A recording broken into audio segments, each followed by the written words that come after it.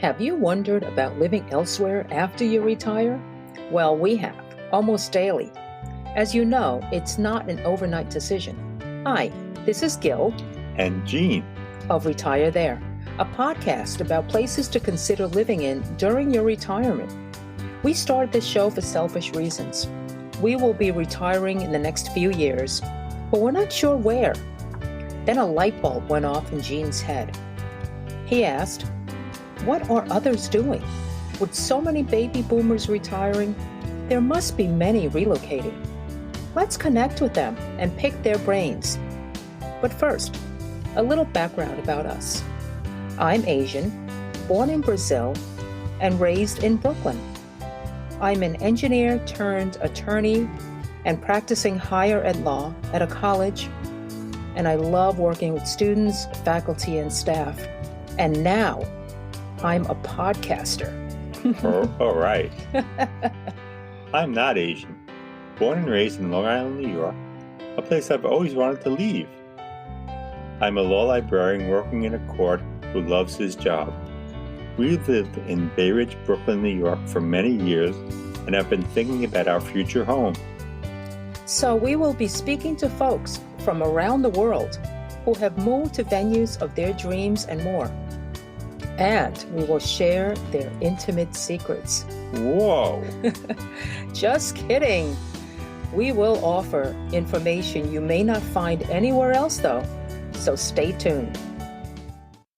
Hi, everyone. We're excited to bring you our first Retire Abroad episode. Today, we'll be learning about Karmiel, Israel. Our guests are Ron and Shelley Sommer. Ron was born in Brooklyn and raised in Queens. He earned a BA at Queens College of the City University of New York and a master's of public administration from Penn State. Ron served 6 years in the U.S. Army Reserve. During his 40-year career, Ron spent 23 years working in state and local government, 7 years in the private sector, and 10 years in higher education. Upon retirement, he and Shelley moved to Karmiel, Israel. Shelley was born in the Bronx and also grew up in Queens. She attended York College of the City of New York, where she earned a bachelor's degree in English and then went to State University of New York at Albany and earned a Master of Library Science degree. I also went to Albany and earned a Master of Library Science degree. It is a small world. Shelley spent 27 years as a teacher in a supplemental Hebrew school, teaching children to read and write Hebrew, the prayers and holidays, and more. Since retirement, the Sommers have been serving as civilian volunteers, working with the Israel Defense Force and volunteering as resources to people considering moving to Karmiel from North America.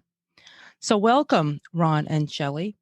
I understand over 250,000 Americans, and this is a very conservative figure, everyone, from 2018, over 250,000 Americans retired abroad. And these are based on statistics from the Social Security Administration of those individuals that are receiving Social Security funds. The big question in the room, since this is our first international show, is would you let us know how you made this huge decision? For most of us, it's a huge decision. Well, we're Zionists, and we have been for a very, very long time. We originally planned on moving to Israel, to Karmiel in particular, back in 1985. But 2 weeks before our date to leave, we already had our airline tickets and all of our arrangements made here in Karmiel. A family issue cropped up, and we had to cancel our plans at that point. And we knew if we didn't go then, we could not go until we retired. Because among other things, I had to promise my mother I wouldn't leave America while she was still alive. And we knew that we would not pull our daughter out of school in America in the middle of junior high or high school, something like that. So we knew at that point we'd have to wait until retirement. But we're Zionists, and we've made many trips to Israel in the intervening years. And we're volunteers here, as you mentioned, with the Israel Defense Forces. And we've been doing that for quite a few years as well. Okay. Then if you could focus in on how did you select the city? Okay, we had certain criteria. We wanted a city with a minimum population of 40,000 people that had a full range of government services. We wanted a city where we had a full choice of healthcare services.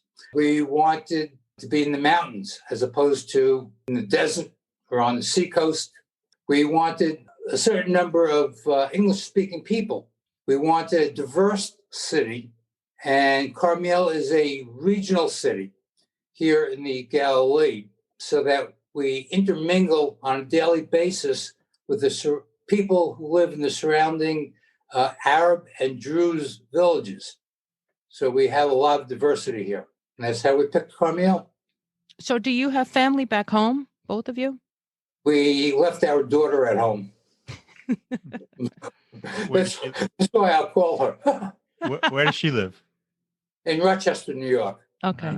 So in terms of traveling, how often do you guys travel? Well, not now. Forget COVID for a moment. Yeah, forget COVID for a moment. Right. Pre-COVID days, we would travel to visit our daughter specifically once a year for the fall holidays. And we stay there about 3 weeks. There have been years, because we've been here 7 years now, where we've made an additional trip to America because of a family occasion, something like a bar mitzvah, something like that. Otherwise, we've been traveling to Europe. We had been doing 2 trips a year to Europe until COVID started.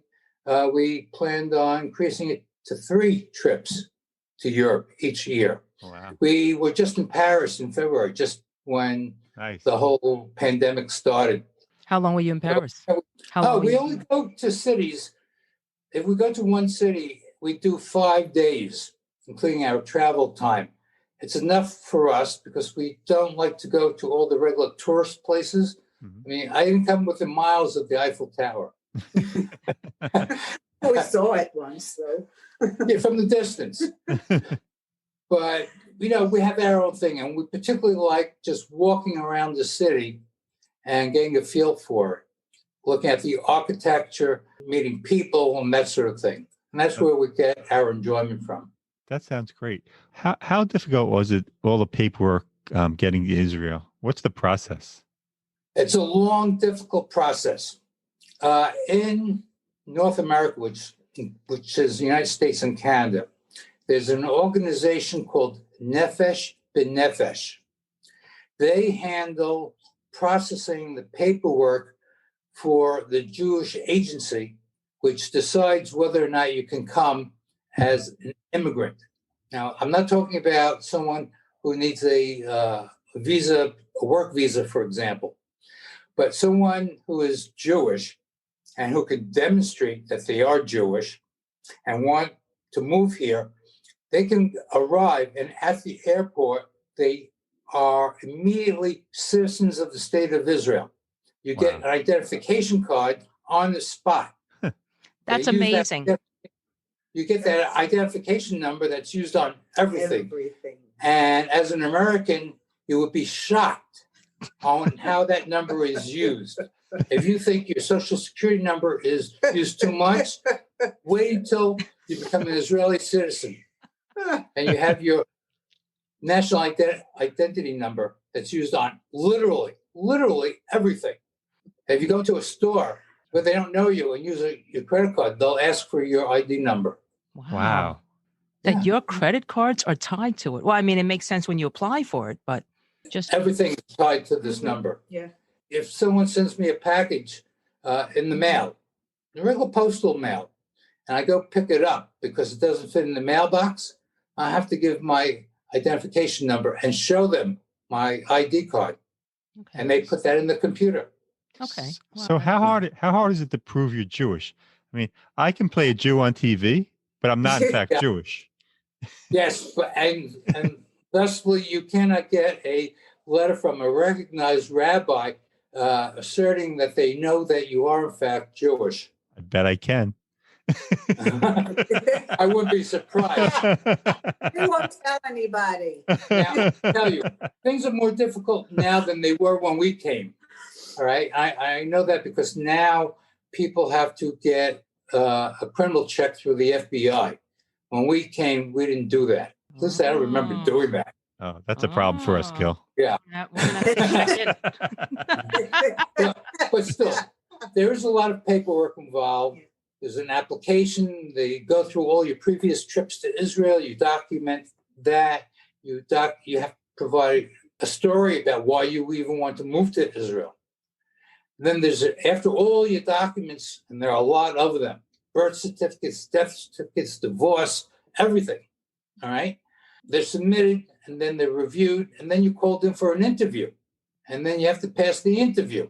And then they'll issue an approval.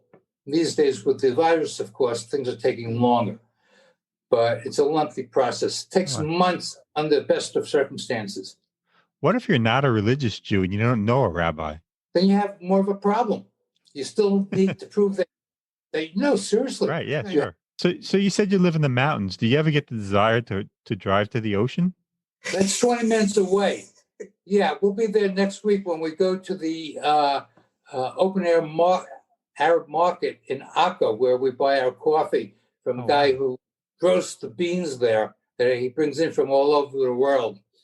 And the ones that he grinds for us, we'll have him mix beans from Tanzania and Guatemala. And then which he'll grind for us for use in the French press. And we will buy different beans that we will use in our espresso machine. How far did you say it was? 20 minutes. 20? Oh, that's it. Wow. So nice. Yeah, yeah. And we are in the mountains. We drive down off the mountains to the coastal plain. Big difference. Wow. Hey, Ron, I remember you mentioned using Google Earth. Can you explain to the listeners how you use that and in reference to looking at Israel? And finding a neighborhood you wanted to live? Sure. What I was doing is using a local... Wait, stop for a second. I want to know why Shelley is laughing. He looked into every detail that can be thought of before making Aliyah.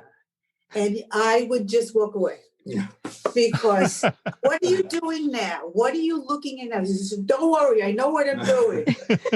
Tell me where I'm supposed to be and when I'm supposed to be there. Oh. Yeah. That's so funny. Are we done making fun of me? No. I can actually relate to that. I mean, I'm on Google Earth a lot. And what's amazing is that, right, you can zone in and look at details of it's amazing technology, right? And you can look at the plateaus, the levels, the homes. You can look at people's homes even from. Well, that's exactly what I did. Yeah. No, that's exactly what I did. Since we knew that we wanted to be in Karmiel, I looked at real estate listings in Karmiel, which gave me addresses. So I could go to that address and look up and down the street, and using Google Maps, and I could see what the neighborhood looked like. I could go, up the street and turn at the corner and see what's around, that sort of thing. I did that all over the city. Wow. So it helped narrow down where we want to be, what part of the city, what neighborhood. So can you tell us the neighborhood you picked and also what your house is like or your condo? Okay. We live in a neighborhood called Ramat Rabin, like the prime minister, same name, because it's named for him, as a matter of fact. So that's Rabin Heights. Rabin is how they pronounce the name here, as opposed to Rabin. We live in an apartment building. It's 7 stories, including the penthouse. Okay. We're not there. So you're not in the penthouse? No. And the first floor is not the ground floor like in America. So there's a ground floor, and then there's a first floor. Our apartment is on the 6th floor, and our apartment is a 3-bedroom. Let me back up a little bit. I'm describing an apartment. Here they count the rooms in the apartment differently than in America. Here they count the number of bedrooms and the living room. And those are the number of rooms. They don't count the kitchen. They don't count bathrooms. So everyone has a kitchen. Everyone has bathrooms. So we have what's called a 4-room apartment. We have 3 bedrooms. The room that we're in now is our 3rd bedroom. And this particular room is called a mamad. Oh. It's a reinforced secure room. It's reinforced against rocket attacks. Wow. Oh, we get them here. I mean, we haven't had one since we've been living here, but this city has been subject to rocket attacks. Oh my goodness. Right. The last time was in 2006. Wow. Where some 80 or 100 rockets fell on the city. Wow. Anyway, this building, because it's a newer building, has a reinforced room that's more secure. We have a living room, dining room, kitchen, naturally. We have 1.5 baths, a full bathroom with a tub and shower in it. And in our bedroom, we have a shower and toilet. We also have a large terrace, which is pretty nice, actually. More than pretty. Yeah. We have an unimpeded view going south to the lower Galilee. So we see cities and towns and villages in the mountains and in the valleys, wherever you like. Our total apartment that we pay taxes on is 124 square meters, which is about 1,250 square feet, roughly speaking. Nice. Wow. Almost as big as a house. It's a good size. It's a good size for Israel. Probably the typical 4-room apartment like ours is more like 100 square meters, roughly 1,000 square feet. So we're very, very comfortable. Yeah, that's a nice size for one floor. You're really spread out. Yeah. Yeah. And it's very, very comfortable for us. So are you happy with your choice of apartment in town? Oh, there's no absolutely. question. No question. Yeah. Oh, nice. We had, when we arrived, well, before we arrived, actually, we came to Israel a month before we were supposed to come, make our permanent move. We came to look for an apartment. And we rented one for 1 year with a 1-year lease because it was temporary in our heads. Mm-hmm. Just to make sure we wanted to stay in Karmiel, that we wanted to stay in the neighborhood, just to see what happens. After we were here and finished our 6-month language immersion class that we were going to, 5 hours a week, 5 days a week. And homework. Plus homework. Wait, 5 hours a day or 5 hours a day? Every day, yeah. For 5 days a week. For 6 months, we did that. And we had homework, 2 or 3 hours of homework every day, too. So after we got through all that, it's a good thing you have each other to practice on. Please. So after we did that, we decided that we really did like it here. So before our old lease was up, we started looking for an apartment. And we found something very, very quickly, which was really perfect for us. So we didn't hesitate. And we've been here ever since. That's great. And is there a little village you can walk to with coffee shops and things like that? We have them here. We're in our neighborhood. Every neighborhood has a small shopping area of one kind. Nice. Yeah. So we have bakeries. We probably have 8-10 hair salons in a 2-block area. I'm not joking. No joke. No really? joke. That's just for women. No, that's not true. Plus, there are probably at least 3 places you could get, 3 or 4 places you can get your nails done. The hair does look nice. Yeah. Yeah, it looks really nice, Shelley. I had it cut to last week. Oh, perfect. Perfect for the podcast. Too bad no one could see us. Up the street, we have a supermarket. There are small markets also. We have bakeries. I mean, we have computer places, computer repair guys, whatever you want. Wow. And how are the restaurants in your neighborhood? We don't have any real restaurants in the neighborhood. We have stuff that you can go for, like street food types of food. Oh, but we have several. Good, yeah, and they are tasty. Yeah. In the center of town, there's another larger shopping area. Again, supermarket, lots of stores, pharmacies, all the normal stuff that you have. And then in the industrial section of town, there's 2 big malls that have all the brands that you would expect to find in whatever malls you go to in Brooklyn. That's the old mall and the new mall, right? Yeah. No. You're That's what I read, Ron. Okay. There are 2 malls. No, actually there are 4. There's the original mall in the old center of the city. That's the old mall. Mm-hmm. Then there's the new mall, which is in the new center of town. and the new mall is called Lev Karmiel. Lev Karmiel. Mhm. But in the industrial section, there's the big malls like you're used to on Long Island. Oh, wow. And those are big, all right? And as I say, all those kinds of stores that you would expect, the same brand names, the same stores are there. They're all, franchises, but the same names are there. What do you mean, like Macy's and stuff like that? Well, no. We don't have big box stores like that. But like Foot Locker, for example, Nike, all stores like that. All these international, yeah. Yeah, exactly. We have them all here. Mhm. And that's only here in town. I mean, obviously there are more towns, more malls, and like that. So shopping here is not an issue. So you talked about your condo. What kind of house did you live with in the States, and how hard was it to get rid of all the stuff you've accumulated over the years? We lived in a fully attached house in Queens.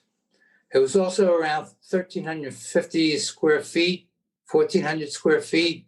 So it wasn't much smaller than this. But we knew that Israeli apartments are much smaller than America. Mm-hmm. And even though we weren't moving from a 3,500 square foot house in Houston, we knew that things were smaller. The rooms are smaller.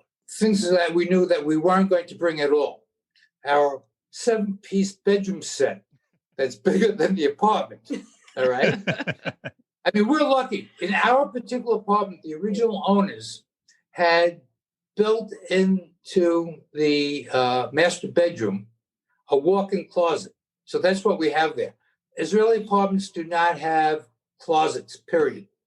You buy cabinets like in Europe, the armoires type things, and that's where you put your clothes. So we didn't bring bedroom sets. We eliminated half of our living room furniture. Yeah, it wouldn't have fit.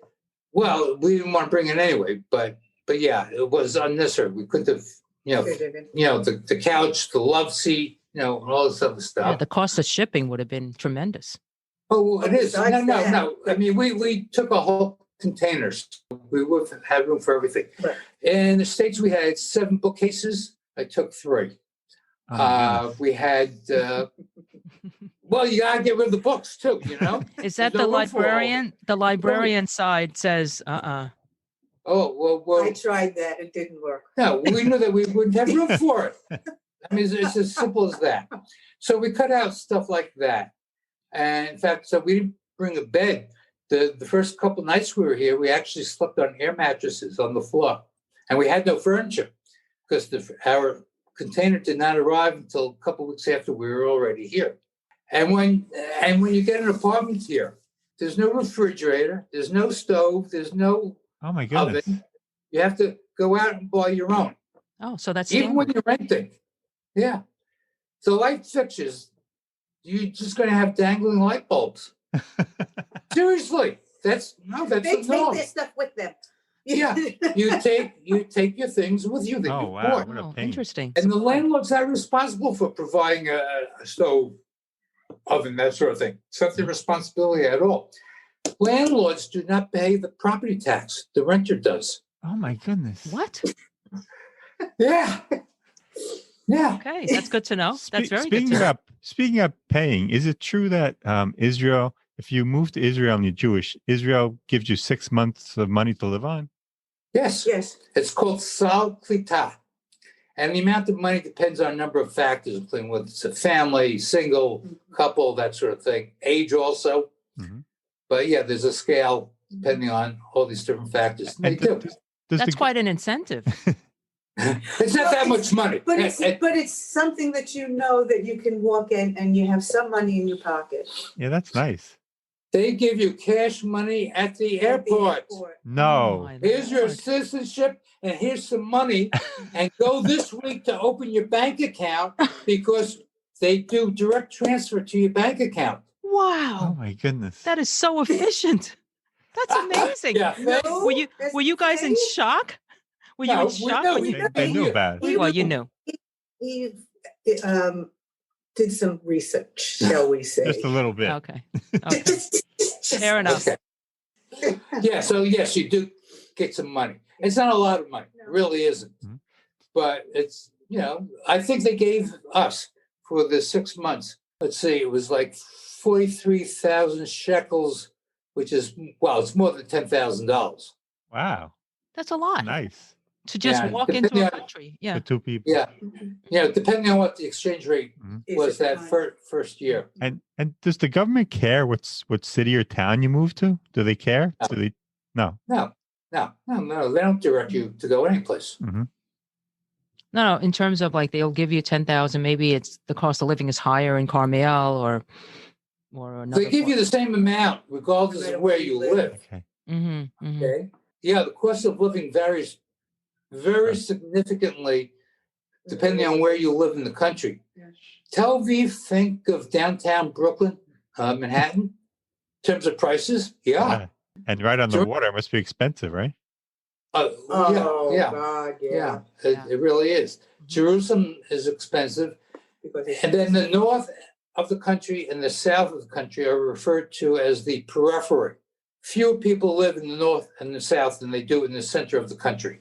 And so the cost of living in the north or in the desert is less expensive than living in the center. How far are you from an airport? By train, 2.5 hours. Is that Tel Aviv? And that's only recently. Well, it's past Tel Aviv. It's closer to Jerusalem. 2 hours. Well, I can get an express train. There are 3 express trains that run in the morning, and that if I get one of those, it's an hour and a half to Tel Aviv. Otherwise, it's more like 2.5. Does Karmiel? You were talking about the healthcare. Does Karmiel have a hospital? No, we don't. We don't have a hospital, but we do have a chain of urgent care clinics called Terem here in the city. And they are open when our HMO offices or clinics are closed. Plus, of course, we have the equivalent of it's not Red Cross. I mean, it's the equivalent of Red Cross, but in America, it's, the ambulance service. So we have that here as well, of course, in town, and a fire department and all that, police, all that sort of thing. So I had an emergency a few years ago, and it was on a Saturday, so the clinics are closed. So I went to Terem. They actually sent me to the hospital in the town of Sfat, which is about 30 minutes away. And I was there overnight. So that's close enough. 30 minutes. Relatively. Yeah. We have 2 about the same distance. The one in Sfat, which is to the east of here, and one in the city of Nahariya, which is to the north. Okay. Also about 30, 40 minutes. Those are closer than Haifa? Yeah. Well, yeah. Because you don't have the traffic. I mean, Haifa is also about 45 minutes, but to get down to, say, Rambam Hospital, it could take a bit longer because it's in the middle of the city, and there's traffic. Okay. So those are the 2 hospitals you would go to. I want to get back to a moment about the walkability of the city and so forth. So do you need a car? No. The bus system here in the city is pretty good. All right. I mean, we just have to go across the street to pick up a bus. They'll take us from our end of the city to the very far end. All right. And all the neighborhoods have bus service. And I would guess the normal time between buses would be about 25 minutes. Bus service, though, doesn't go all night. Stops like regular bus service stops around 8:30 at night. And then there's another bus line that actually does the whole city. And that probably takes an hour or so to go around. So you basically don't need a car for anything. I mean, everything is pretty much, you can go outside, right? It's no different than the States, depending on where you live, like in Queens, right? You can just go outside. Yeah. Mm-hmm. And can you guys talk about the cost of living? How is that different compared to where you were? Well, it's a big difference. As I mentioned before, this isn't Tel Aviv. Tel Aviv is being in Manhattan, being in downtown Brooklyn, in Dumbo, all right? So we don't pay that. People who rent an apartment don't pay that kind of money. So renting in our neighborhood, which is a high-level neighborhood here, as an apartment, for my size apartment would probably cost, with the current exchange rate, in the neighborhood of $1,000 a month. maybe a little bit more. Wow. Yeah. For 4 That's rooms. it? That's amazing. Yeah. And if you were a couple or a single person who wanted to say a 2-bedroom apartment, we're probably talking around $750, $800 a month. Oh my goodness. But of course, add then property tax, which was actually comparable to what we were paying for our house in Queens, believe it or not. So so the rents would be, that much cheaper. I mean, we don't have a mortgage. I bought the apartment outright, but my costs, without having to pay rent, what I pay in terms of my cost for living here, as opposed, I have expenses in America too, not counting my dollar expenses in America or traveling outside of Israel, is probably about $3,500 a month. And as I said, I don't pay rent. Our income that we have covers what our costs are. So when you retired from the States, you had health care provided. Yes. Was that transferred over, and how did that work? Okay, I left New York State Service in 1995. And after I left service, I continued paying the full 100% cost as a vestee of the health insurance plan. I was a vestee in the retirement system, so I was able to keep my health insurance by paying 100% of the cost. When I reached retirement age at 62, it was cut down to being the cost of a retiree. So I still have that today, which I don't use here. I only kept it, God forbid, if we ever have to move back to America. No, I'm serious. I'm serious. Here we have, we participate in a health insurance plan. There's universal health care here. It's not free. There's a basic plan that everyone gets. That costs us, to cover the two of us per month, $40. Oh my goodness. Now, That's wonderful. Incredible. yeah. I mean that covers drugs, your Covers drugs? family That's doctor, pharmacy. specialists, hospital care, all that. And how are the doctors there? Huh? How are the doctors there? They're good. Yeah, we haven't had any We've problems. had no issue. Now we have, in terms of insurance here, from our HMO, we took a supplemental plan, their highest level plan.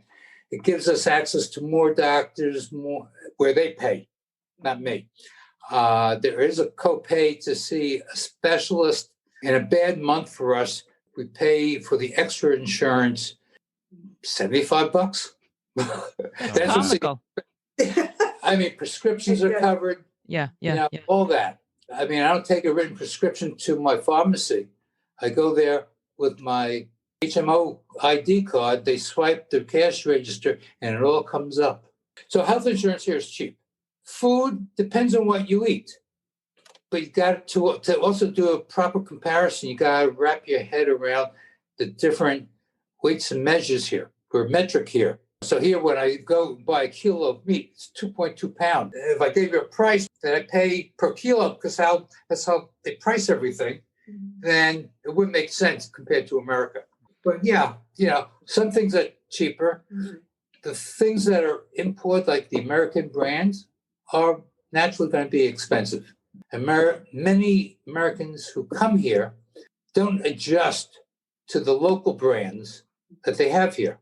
Now, I could buy Skippy peanut butter at the corner grocery, but we've switched recently to the supermarket brand peanut butter, and I can't tell the difference. So why should I pay, twice as much or even more for the American brand? You're talking to an expert sitting next to me. Peanut butter. He lives and dies by Skippy, so don't say that. Like daughter. No, like you. It must be a librarian thing, because my wife lives on that also. I can't be bothered at lunchtime to think about what to eat. I put peanut butter on a roll and I'm fine.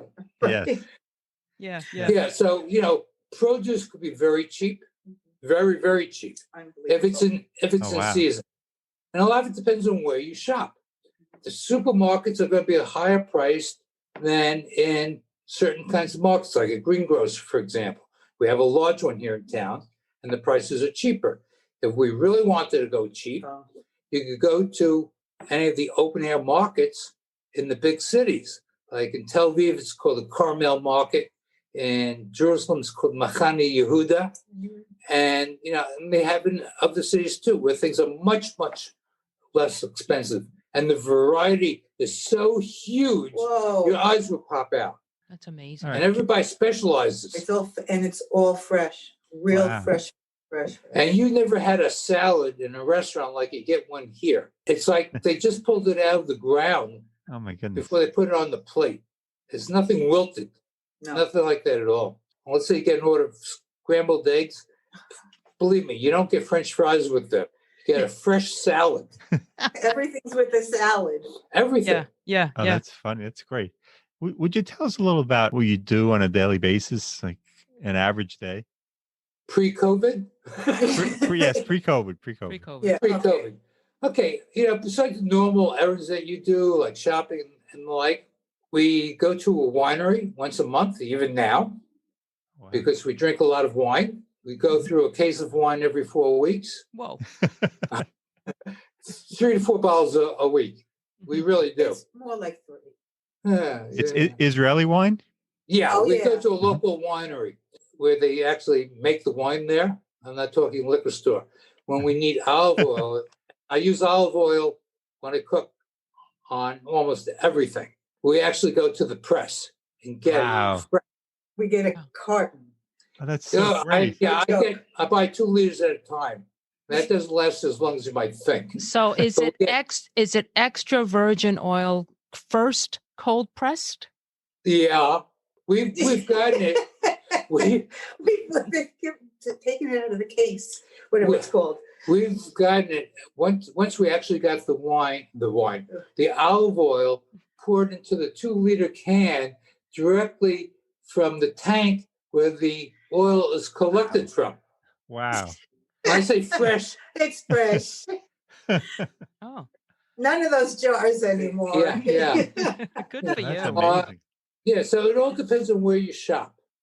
So things could be a lot cheaper, it could be more expensive. Yeah.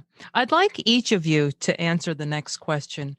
And that is, how has your life changed from when you were here and when you lived in Israel for about 6 months to a year, like the first year? Shelley? That's hard because in the first 6 months, you're in an intensive Hebrew language course and you have homework to do. So you can't really say that it was different. It was something we had to do. It's part of the thing of making Aliyah. You have to take, unless you're a native speaker. And so we would just go and do our classwork or whatever we had in there. And it was, how many hours a week? 25 hours a week. 24 hours a week. And then we had homework. So that first year, it was crazy. You had to do everything. And Shelley, you taught Hebrew, right? In an afternoon Hebrew school. Mm-hmm. So it was difficult for you as well. Of course, when you don't use the language all the time. I mean, I didn't have to speak to my kids in Hebrew except when we did prayers. Okay. And everything else, so it was not a real necessary thing. It was an afternoon Hebrew school. We did it. Sometimes we wanted to throw the books out the window. This is true. Well, then beyond the first year, in terms of just your regular lifestyle, what was the big change for you? Coming from Queens and after we're done with Old Pond. Yeah.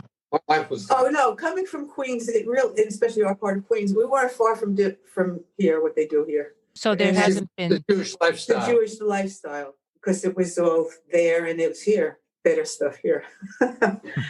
And the weather? It could be, and especially this time of year, it can get dank. It's just damp and wet and stuff like that. And in the winter, this is winter. And then in the summer, there are some days, it's not all the time that you're going to get real high temperatures, like over 100. But you deal with it, however you do. And everyone has air conditioners anyway. So it's not like you can't make it cool in your house. And fans are terrifically good here. By not being a Hebrew speaker, that's an issue. It takes a long time. And I couldn't have this conversation with an Israeli. We go to the supermarket, we can ask questions, we go to the drugstore, whatever we need to know, we can do, but it's not the same conversation. I can understand it more than I can get it out of my mouth. Right. That kind of. Right. Okay. Ron? Well, the biggest thing, of course, is the total lack of stress. My last day of work was a Friday. I was a new person on Saturday, and that was months before we moved here. Shelley never believed until we started coming here together about 10 years ago that when I would be here, I was a different person, that I was relaxed, easygoing, patient. You wouldn't know me from working with me. You wouldn't recognize me. I don't know. You seem the same. Because you're so easy to get along with. Okay, that's true. That's true. No, but you know how stressed out I was. You saw that a lot. Yeah. And with the nonsense that you have to put up with, I don't have to tell you about that. And you know who I worked with. All right? So you knew how bad it was. And I was sick. No, I was physically sick all the time. Oh, my goodness. I mean, for years. Mm-hmm. And I'd see my gastroenterologist and I'm telling him how I feel every day. All right? Really, pain. I was in pain every day. And his only answer to me was, you know what you have to do. But was that retirement or was that moving to Israel? No, that was just retirement. But coming here, particularly after going through months of taking care of selling the house and doing all the other things in preparation for moving, then that stress was gone once we got here. Going to school, so what? I went to school every day anyway, didn't I? So, yeah. But yeah, I mean, I struggled with language. Shelley knew more than I did before we got here. I don't have an ear for language. It's a type of learning disability I've since learned that I have. Mm-hmm. But I use Hebrew now because I know more now than I did before. I might not understand your response to me, but I'll ask you something in Hebrew. And I know, and I could usually determine what someone is asking me just because I have the context. So I know what to say, and so it works out. People who don't speak English generally are really, really helpful regardless. We've had occasions where, well, certainly they'll call over a coworker who does speak some English. I'm not talking about an English speaker, but to have some English to take care of us then. We were at one place, two places I could think of, where they actually called someone on the telephone so that I could talk to the other person who would then tell our person that, and this was in a government office. No. That is amazing. The income tax office. They called their regional headquarters to have a person who spoke English. I'd ask the question there, give the phone over to the supervisor of the office that we were in to hear it, and we'll go back like that, three-way. People have been really flexible. Wow. That's amazing. What percentage of the people in Karmiel speak English, would you say? It depends on what you mean by speaking English. A lot of people speak it fluently. Fluently, hundreds. The doctors speak it excellent English. Not so much the Russian doctors. 40% of the population of Karmiel is Russian, incidentally. Oh, wow. So I really had a second language. I could get along here quite well in Russian, even without Hebrew. No, seriously. It It's like being here in Brooklyn. Yeah. Yeah. Our doctors, several of our doctors are Arab, for example, because 1/3 of all healthcare workers in Israel are Arab. And these are the nicest people. Oh, gosh, they'll do anything. Very, very highly professional, very competent. Our family doctor is terrific. And their English is excellent. Mm-hmm. The Russian doctors that we've had to see, not so much. No. The Israeli doctors, the Jewish Israeli doctors, they all speak English. Educated people here speak English. It's it's mandatory in the university. All right. Like in many countries. Yeah. Yeah. So, but even when you're in a store, they'll have some English, a little bit. Or, their little words, well, even they don't call anybody. They've got, this word, that word, whatever word, and you figure it out. That's all. Mm-hmm. But no one gets all uptight about it. No, that's nice because sometimes even in New York, I'll go to, let's say, a Chinese market and my Chinese is not fluent. And I will look directly at for example, at the fish market, and I'll point to something and I'll ask, what is that name? I mean, it's like I've been shunned, like really, Yeah. really, it was offensive. I had this experience twice, and it was almost like, oh, you don't know Chinese, how I was really shamed. And I'm thinking, okay, well, I'm not coming back to you or you. And next time I'll come with an interpreter. Like, they didn't make any effort to try to help. I just wound up saying 2 pounds of that. I mean, if we go someplace like a government office, for example, where what I have to say to them is more technical, more complicated, I'll start out by saying in Hebrew, please, do you speak a little bit of English? And the response then, whether they have English or not, is always pleasant and helpful. They don't start out. And even before I do that, I say in Hebrew to them, good morning, and like that. And the response is totally different than if you just, act like an asshole American, expecting everyone to speak English. And there are so many Americans who do move here who expect that. Yes. It's really terrible. Yeah. I mean, I have to say, in my experience, just relating back to that story, I don't know if that's American Chinese vendors or, because unfortunately I've never been to Asia still. That's another long story. So who knows how friendly or not they would be towards what they call American-born Chinese, although I'm not even born in America. But nevertheless. Oh, can you talk a bit about entertainment pre-COVID, of course? What did you guys do for entertainment? Anything different from, the States? We have several multiplex movie theaters in town. We have what's called a Palace of Culture. It's a big building. It's it's not an opera house, but it's a culture building where they do plays. They have musical performances. We haven't taken that much advantage of it. To sit through a play in Hebrew doesn't make a lot of sense for us. No, we have here for the English-speaking group, we have a folk music club. We have a guy who organizes these concerts on a monthly basis, first Thursday in the month. And he brings in folk musicians from both around the country and from outside of the country to give a performance. We do this on the first Thursday of every month. Cultural things. We have other cultural things. I know. Oh, we have an international dance festival that's 3 or 4 days long. It's I with read about that. people from hundreds of countries. Mm-hmm. They really do come. Wow. It's a very big thing. This year it was virtual. I mean, there's all kinds of cultural things. And obviously we can go to Haifa or other places, for other things. And is the city elder friendly? Oh, yeah. Yeah. Yeah. The whole system here is elder friendly. I mean, we are identified. We have an ID card that says we're senior citizens. We get half price on public transportation. We get half price into things like museums and everything else. Mm-hmm. Shelley walks with a cane when she has to go more than a few steps. When we go to Ben Gurion Airport, we are separated from the crowd, and she goes to an exclusive line. Well, I go with her. Where we don't have to stand on. After we go through the first security, instead of going through where your bags, your carry-ons are X-rayed, standing on line with all these zillion other people, we go to a separate line where there may be 1 or 2 people, other people with disabilities. Mm-hmm.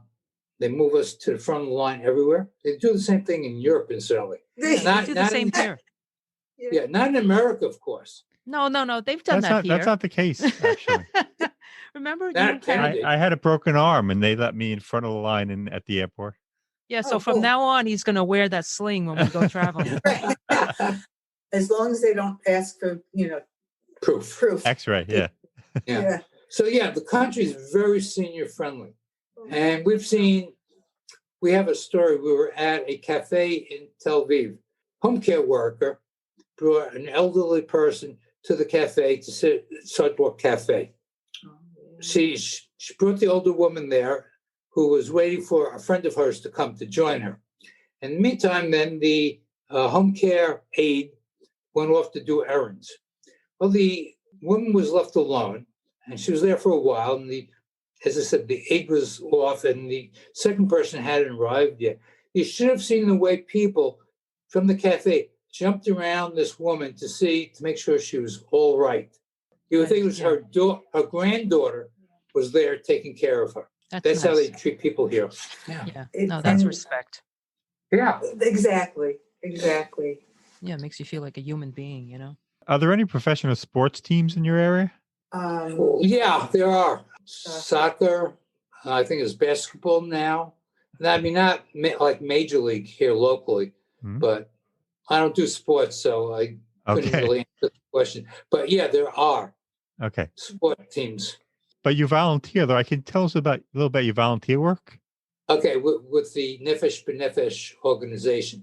As I mentioned before, they're responsible for bringing in people from North America. So before they come, they have a pre-immigration advisor from the organization. But people also come here before COVID, obviously, to check out the place, check out Karmiel, because they're thinking about coming to the north. The regional office will refer people to us who are of our age group, that sort of thing. It could be singles, it could be couples, to answer their questions, to show them around the city that you asked about. English speakers, there are a lot of older English speakers here. American, Canadian, South African, British, from all over. We have Spanish, we have Brazilian. In town, according to the town, 80 different languages are spoken. Wow. Believe it or not. Population of 45,000 people. That's amazing. But in any event, no. So I'm saying, we'll show them where the supermarkets are, point out the differences, where the library is, where, the different health plans, but just answer some general questions. That is so helpful. Yeah, that's nice. Yeah. So on a closing note, I'd like to know if you've encountered any surprises since you've moved there, any regrets? Was that your answer? No, I mean, I miss my daughter. I mean, there's no question about it. Yeah. Our daughter, not my daughter. But we get to see her a couple of times a year, so that's okay. But, I do miss her. That's the one thing. But, it was funny when we told Mara, our daughter that we're going to be making Aliyah, she said, how come it took you so long? Wow. Well, she knew all along. Yeah. Do it. Yeah, but we obviously knew we were leaving her behind. Yeah. All right. I mean, that was a given. But otherwise, no. I mean, we really took a very relaxed, flexible attitude when we came here.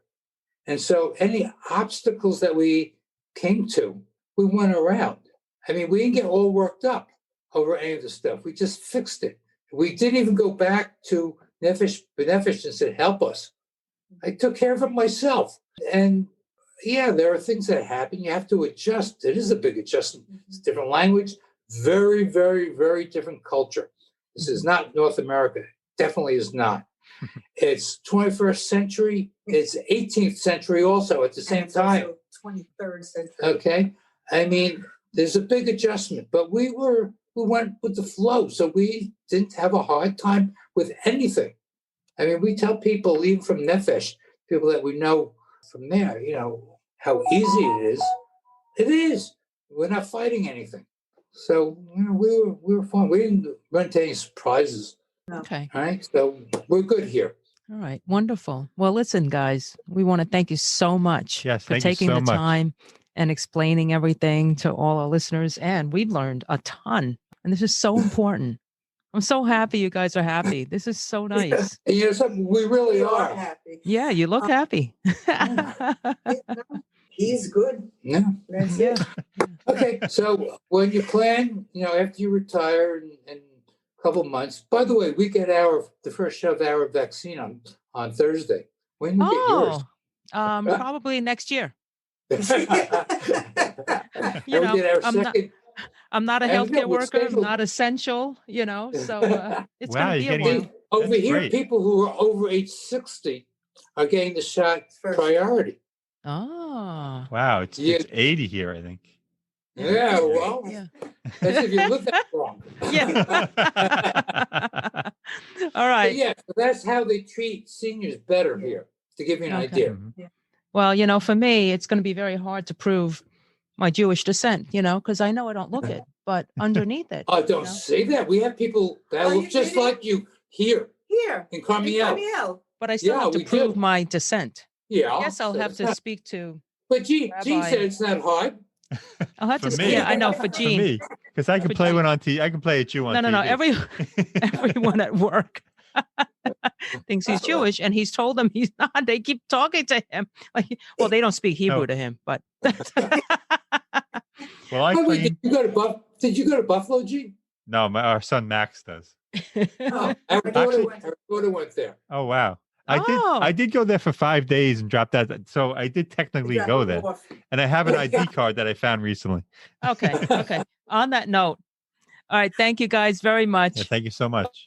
and we'll talk soon. Come here and visit us. Okay, we will. Bye. Bye. Bye. We hope you enjoyed our show. If you know of someone who relocated for retirement and wishes to share their story, please reach out to us. We'd love to hear from you. Our email address is gg@retirethere.com. Our website is retirethere.com, and you may follow us on Twitter @retirethere_. Don't leave out that underscore. And if you liked our show, please subscribe and rate it in Apple Podcasts. We'd really appreciate it. In the meantime, be well.